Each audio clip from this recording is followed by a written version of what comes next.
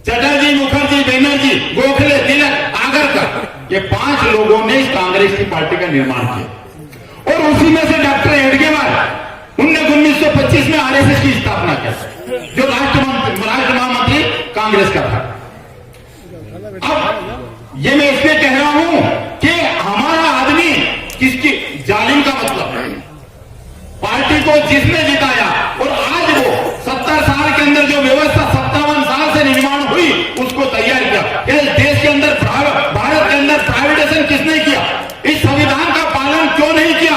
RSS अगर संविधान नहीं मानता था और वह झंडा नहीं फहरा रहा था तो सरकार किसकी थी? वहां पर आदेश किया, उनको जेल क्यों नहीं पहुंचाया?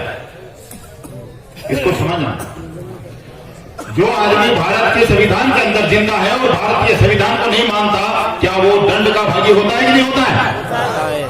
तो अभी तक 57 साल के अंदर जब आरएसएस ने अपना झंडा नहीं फहराया, आरएसएस ने संविधान को नहीं माना, तो उनके ऊपर कानूनी कार्रवाई क्यों नहीं की? गैर तरीके से हथियार को रखा गया तो वो कानूनी कार्रवाई क्यों नहीं की? वीडियो को लाइक करें, शेयर करें और चैनल को सब्सक्राइब करें। आप लोग स्कूल में गए होंगे पढ़ने के लिए, और अगर मास्टर पढ़ा रहा और बच्चा का ध्यान कहीं और रहेगा तो बच्चा मास्टर क्या करेगा? डांटेगा, कुछ कहेगा। उसको ध्यान अगर अपनी ओर नहीं होगा जब तक वो आईएएस, आईपीएस और जो है वो इंजीनियर, प्रोफेसर, डॉक्टर नहीं बन। सीधी बात है। जब तक हम लोग यूं मान लीजिए कि मैं भी मास्टर आया हूं, पढ़ाने की कोशिश करूंगा ताकि कोई समझ में आ जाए। तो मैंने जो पहले कहा था कि इलाज हमको पूरा करना पड़ेगा, जब जाके बीमारी ठीक होगी।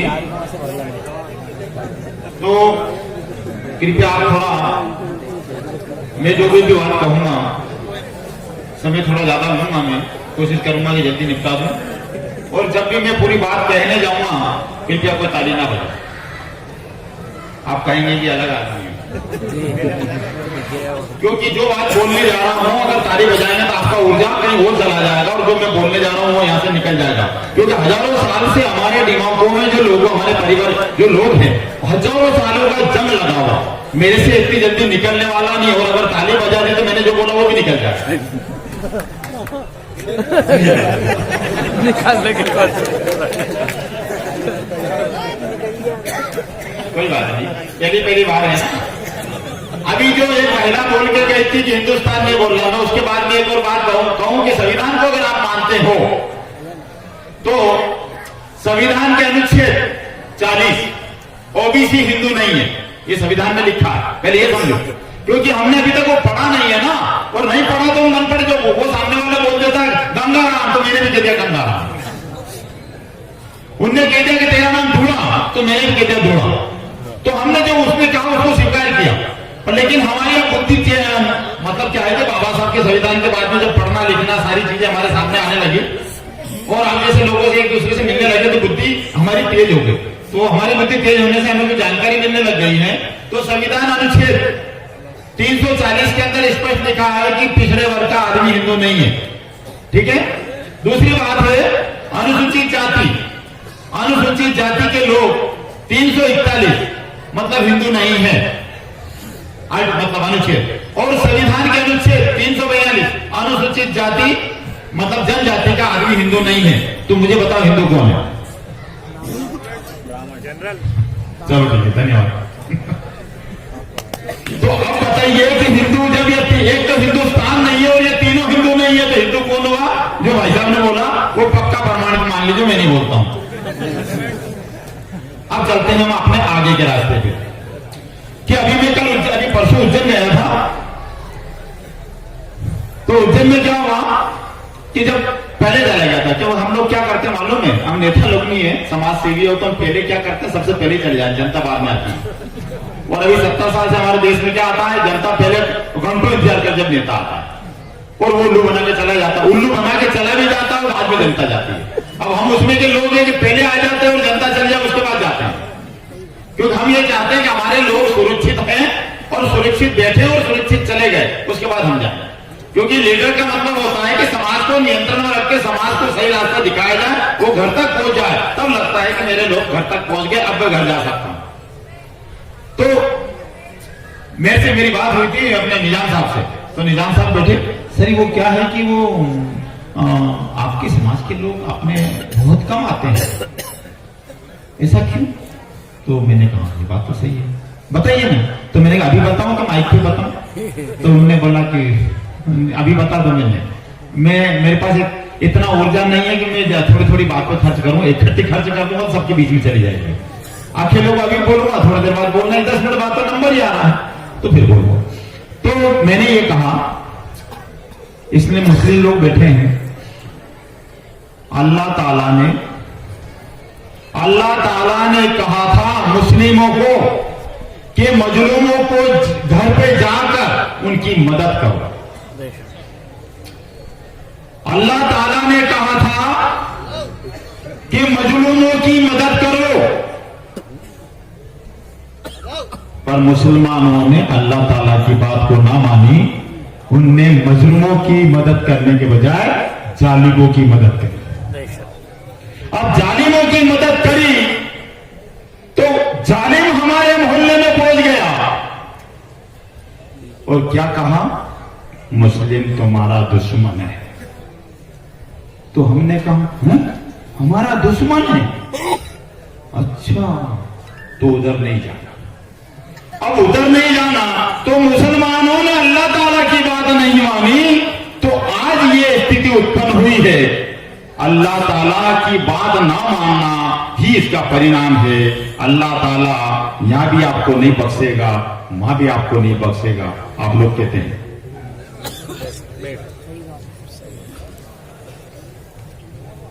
ये आपको समझना पड़ेगा।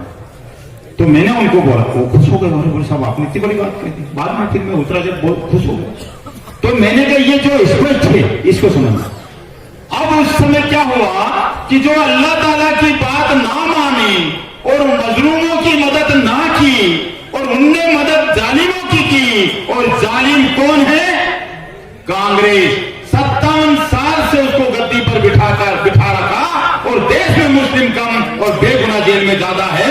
सरकार किसकी थी? जवाब कांग्रेस की थी। ये समझने वाली बात नहीं, सुनते रहो। आपको कोई भी नहीं, जब तक आदमी को ऑपरेशन हो रहा है, अंदर से बीमारी खत्म हुई, जब तक डिस्टर्ब ना करे, क्योंकि कोई गड़बड़ी हो सकती है। तो ये मैंने आपके सामने बात रखी।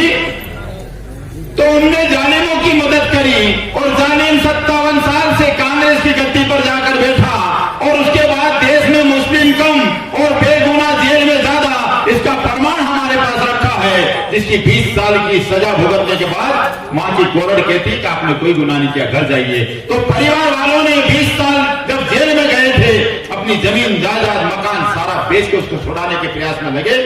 उसका घर भी बर्बाद, जमीन बर्बाद, और बाद में 20 साल बाद कह दिया बेइजाजत आपको बरी कर दिया जाता। उसकी जिंदगी का क्या हुआ? तो सरकार किसकी थी ये सोचना, इसको ध्यान।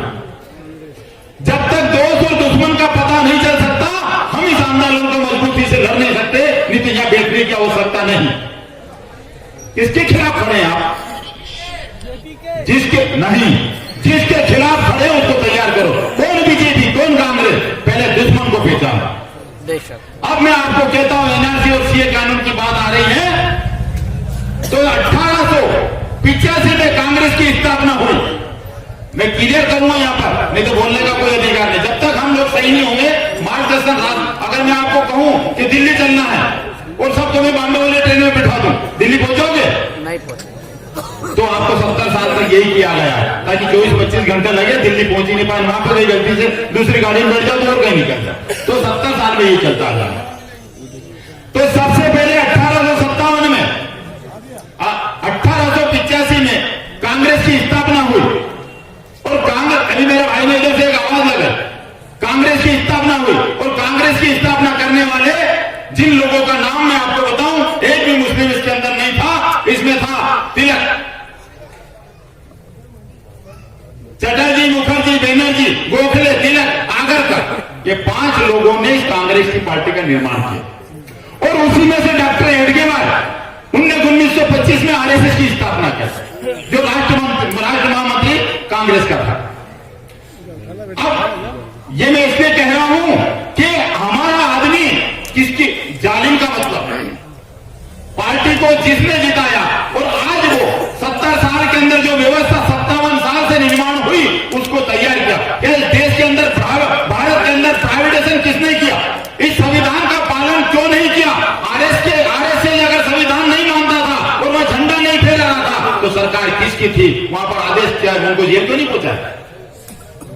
इसको समझना। जो आदमी भारत के संविधान के अंदर जिंदा है और भारतीय संविधान को नहीं मानता, क्या वो दंड का भागी होता है कि नहीं होता है? तो अभी तक 57 साल के अंदर जब आरएसएस ने अपना झंडा नहीं फहराया, आरएसएस ने संविधान को नहीं माना, तो उनके ऊपर कानूनी कार्रवाई क्यों नहीं की? गैर तरीके से हथियार को रखा गया तो वो कानूनी कार्रवाई क्यों नहीं की? जरूरत नहीं। मैं आपको एक एक बूंद पोलियो की दवा दे रहा हूं। मुझे हजम करने वाला बहुत, मैं कड़वा हूं, मुझे हाथ लगाते ही आपको वो कड़वापन आने लग जाता है। और जब तक गोली, वो डॉक्टर भी गोली रिक्शा कड़वी करके लोग खाते में निकाल देते हैं, पर लेकिन वो अगर मन मार के खा लेना तो बीमारी साफ। तो मैं आज आपकी बीमारी साफ करने आया। उज्जैन में तो करती मैंने बीमारी साफ परसों दिन। तो मैं आपसे ये कहने जा रहा हूं, अब मैं तारीफ करूंगा हमारे लोग जो गलत रास्ते पे चल रहे हैं। मैं उनको ये नहीं कह सकता कि वो दोषी हैं। अच्छा ये कहो कि अगर कोई लड़का आपका ही किसी गलत आदमी के पास बैठे तो आपको लगे कि यार इसकी आदत खराब नहीं है, तो घर में जाकर बोले मैं काम पर चला गया था तो तुमने मना नहीं करा कि वो लड़का वहां बैठा है। किसके पास बैठा था? वो उसके पास। वो भाई वो तो बहुत खराब है, समझ में आई? तो अपन क्या करते हैं, उस लड़के को आप लोगों ने कहा बेटा कल वहां मत जाना, वो ठीक नहीं है, उसके चक्कर में तू फंस जाएगा, और अगर तू उसकी सोबत में रखा तो फिर मैं तेरे को मेरी जिंदगी बर्बाद कर देगा, ना जाने तेरे को कोई पुलिस उठा जाएगी या कोई मारेगा, या बोलते नहीं बोलते। तो मेरा मकसद है कि 70 साल से जो मेरे समाज के लोग, मेरे भाई गलत रास्ते पे जा रहे हैं, उनको समझाने का प्रयास कर रहा हूं। चले गए कोई बात नहीं, पर अब छोड़ने का प्रयास करो। अगर छोड़ोगे तो आजादी हासिल होगी, नहीं छोड़ोगे तो गुलामी से मुक्त आप नहीं हो सकते। एनआरसी कानून आज नहीं, ये तो 1925 में नहीं 1895 से सी और एनआरसी कानून लागू है। आपको मालूम है नहीं? और लागू करने वाले का नाम मैं आपके सामने बताने वाला हूं। एविडेंस है, हम बिना एविडेंस से कोई बात नहीं रखते। तो जो आपकी बात में मैं बीच में बात रखने जा रहा हूं, डॉक्टर हेडगेवार ने 1925 में आरएसएस की स्थापना की। ये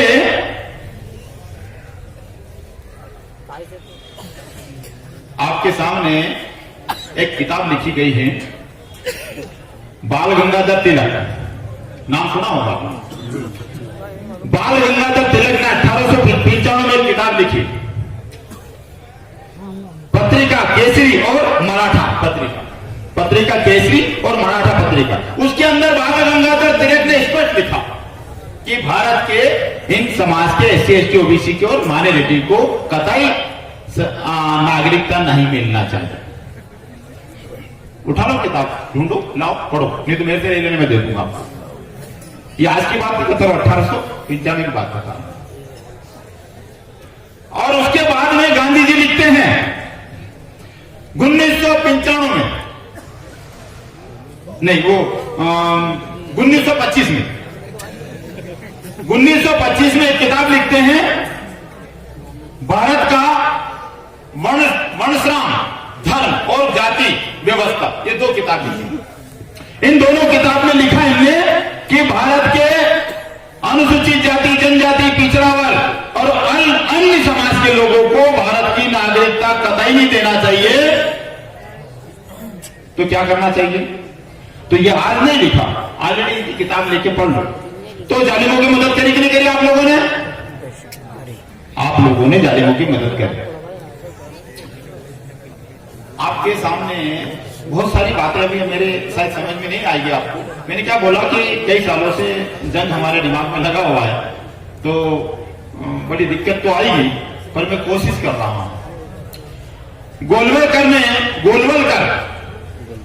गोलवलकर अपनी किताब में लिखते हैं, मनसा फादर्स में लिखा है, शूद्र वर्ण का व्यक्ति कभी भी भारत में नागरिकता हासिल नहीं होनी चाहिए। तो ये आज का मामला नहीं है, ये बहुत लंबा मामला है। तो एनआरसी सीए कानून जो भारत में लेके आ रहे हैं, तो ये आज से नहीं आ रहा, और ताकतवर आपने बनाया है, वो अपनी मर्जी से नहीं बन गया। आज से हमको दोस्त और दुश्मन की पहचान होना चाहिए। अगर हम आज अपने हिसाब से अगर सही तरीके से सही निर्णय नहीं लेंगे तो अभी फिर धोखा खाओगे, फिर धोखा खाओगे। और वो कतई अपनी इच्छा आपके बीच में वो करने वाले नहीं है, क्योंकि भारत में 5000 साल से जो गुलामी हमारे लोगों को थोप रखी थी। तो अब ये बताओ कि मुसलमान भारत के अंदर मुस्लिम क्यों हुआ, सिख क्यों हुआ, जैन क्यों हुआ, और ये सारे क्रिश्चियन क्यों हुए? ये अभी हमारे भाई ने कहा है, ये सारी वर्ण व्यवस्था की वजह से। आपने सुना होगा कि मटके ठोका जाता था, पीछे झाड़ू बांधा जाता था, ऐसी व्यवस्था भारत में थी। कहां पर? पुणे में ज्यादा थी। अभी क्या है कि हमारे मध्य प्रदेश में कभी किसी को मटका नहीं बांधा ना, तो इनमें भी अकल थोड़ी आएगी, क्योंकि पीछे को उधर बांधा। वो पुणे वगैरह में ये पेशवा राज में बहुत ज्यादा कानून लागू था, तो वो पराजित हुए, बहुत परेशान थे। मध्य प्रदेश में भी उसका असर नहीं हुआ, तो अभी हमारे लोगों को कोई फर्क नहीं पड़ती। हमारे लोगों को तो ठीक, उनकी महिलाओं को तो फर्क ही नहीं पड़ती। अभी कल परसों मैंने देखा हूँ ढेर सारी गाड़ी भर के जा रही हूँ, इंदौर कल ही आ रहा था, बड़ा था। मैंने उनको बोला, भाइयों को सबको, मैंने आप लोग कहाँ जा रहे हो? बोला राधा स्वामी। तो मैंने कहा साहब आपसे एक निवेदन है मेरा। बोल क्या? राधा स्वामी जी को जाके कह दोगे एनआरसी कानून वापस ले लो, ऐसा बोलो ना थोड़ा। क्या दिक्कत थोड़ी है भाई, बाबा जी ज्ञान तो देंगे यार, इतना बड़ा गुरु आदमी है, तो कुछ तो करना चाहिए। तो निवेदन करो ना भाषा, तो भाषा गर्म होगा। बोले अरे कहीं बना कोई काम थोड़ी है, कानून वानून को हटा, ये हमें कानून नहीं जाना, साहब भी नहीं जाना। तो फिर मैंने कि क्या जाना? तो मैंने भाषा अपन डिटेंशन कैंप में मिलाना 2 दिन फिर। और क्या कर सकता हूँ, क्या कह सकता हूँ? कोई आखिर में यही होगा कि आपका गांव का नाम बता दो, तो हो सकता है कभी वहीं अपन मिलजुल लेंगे, भाषा बात तो मजे में होगी नहीं। तो मतलब ऐसी बातें आ रही सामने। तो मैं आपको कहता हूं दूसरी बात, भारत में जब देश आजाद हुआ था 1947 में, तब भारत में 17 करोड़ गरीबी रेखा के अंदर जीवन यापन कर रहे थे लोग। कितना? 17 करोड़। 17 करोड़ लोग भारत में। ये मैं सारी चीजें इसलिए रख रहा हूं कि आपको पता चलना चाहिए कौन दोस्त और कौन दुश्मन। तो 17 करोड़ लोग 1947 में गरीबी रेखा के अंतर्गत थे। ये आंकड़ा याद करो, लिख लो। आज 34 करोड़। कितने हैं? बड़े के घटे? सरकार किसकी थी? कांग्रेस की। सबकी थी। हम किसी को दोषी नहीं बोल सकते, बिल्कुल। आज 34 करोड़ लोग भारत में गरीबी रेखा के अंतर्गत हैं। अब ये बताओ कि आपके बीच में एक और बात होना चाहिए कि कुपोषण क्या है? जानकारी है कुपोषण? कुपोषित लोग यानी कुपोषण एक क्या चीज है? एक कोई हाथ ऊंचा करके बताए कि कुपोषण का नाम क्या है? कुपोषण जो हमारे संगठन से जुड़ा हुआ आदमी नहीं बताएगा, कोई और बताएगा। कुपोषण बताइए, कुपोषण क्या चीज है आप लोग? और हाँ, कुपोषण बताइए। कोई नहीं मालूम? नहीं मालूम है?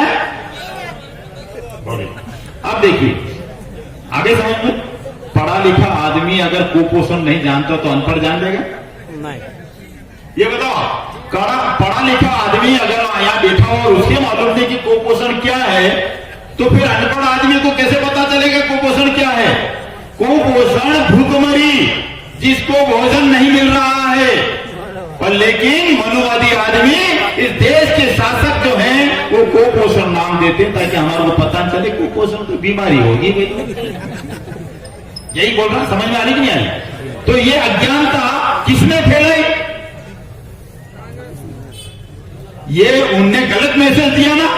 अगर वो कहते भारत में कि 20 करोड़ लोग भारत में कुपोषण से शिकार हैं, तो सरकार किसकी थी? हर कलेक्टर के पास में स्टार नेशनल फंड आता है, भूखमरी कोष बोलते हैं उसको, याद नहीं होगा आपको? क्या कलेक्टर के पास में भूखमरी कोष आता है तो क्या आदमी भूखा मर सकता है? नहीं। नहीं मरना चाहिए। तो कहां गया वो कोष जिसको स्टार्ट नेशनल फंड, तो वो नहीं मिला। और उसके होते हुए हमारे भारत के अंदर 20 करोड़ लोग आज की तारीख में भूखमरी के शिकार हो रहे हैं। ये जो रिपोर्ट है अमरेश सिंह गुप्ता, अमरेश सिंह जो नोबेल पुरस्कार से सम्मानित किया गया, उसने ये रिपोर्ट लिखी कि भारत में 20 करोड़ लोग भूखमरी के शिकार हैं।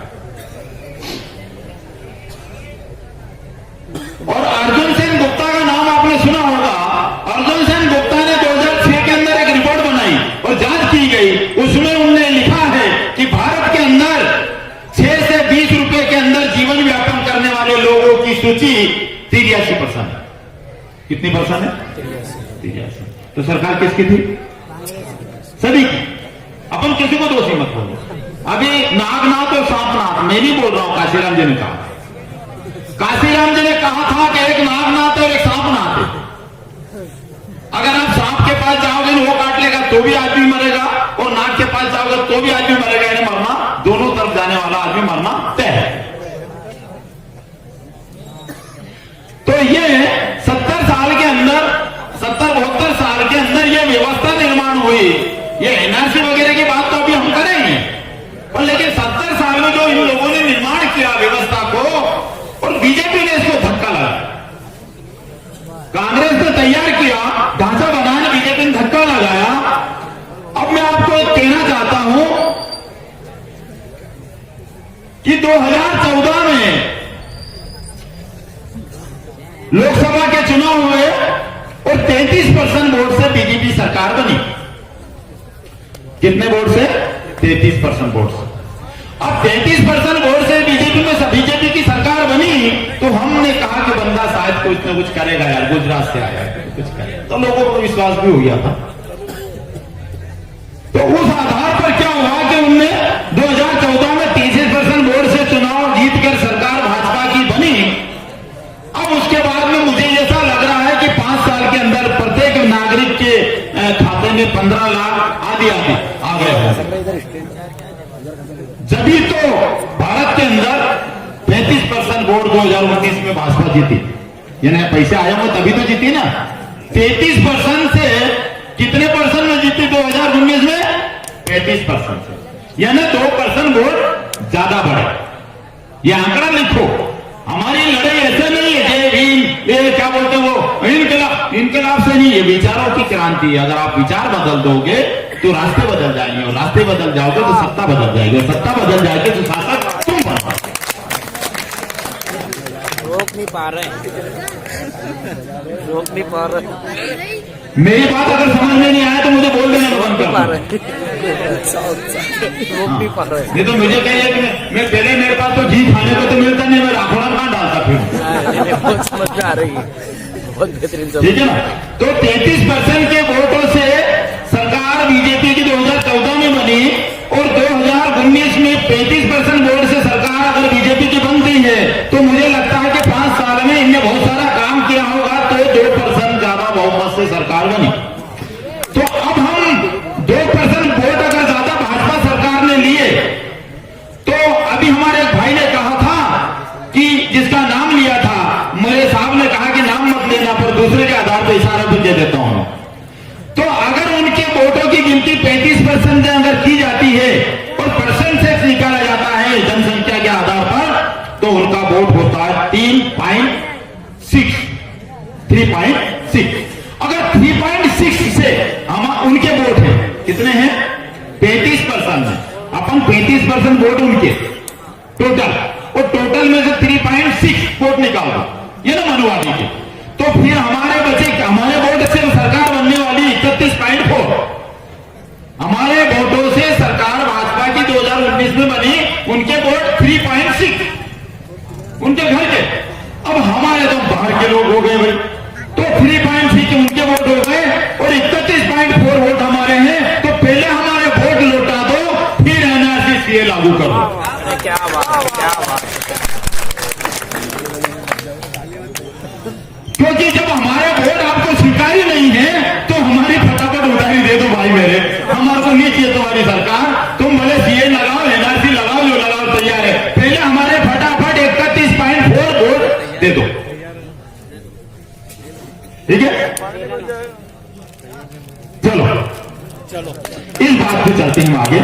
चलो इस आधार पर क्या हुआ कि ईवीएम मशीन के द्वारा आपने वोटों की चोरी की, ईवीएम मशीन के द्वारा आपने वोटों की चोरी की, और चोर को हम स्वीकार नहीं मान सकते।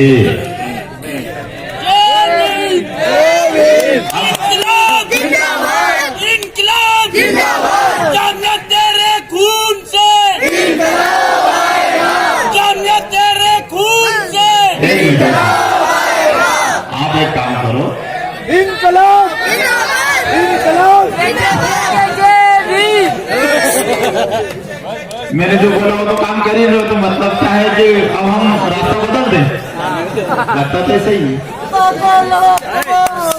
हम लड़ेंगे चोरों से, तो आप एक काम करो, चोरों से लड़ो, मैं घर जाता हूं। आप चोरों से लड़ो, मैं घर जाता हूं।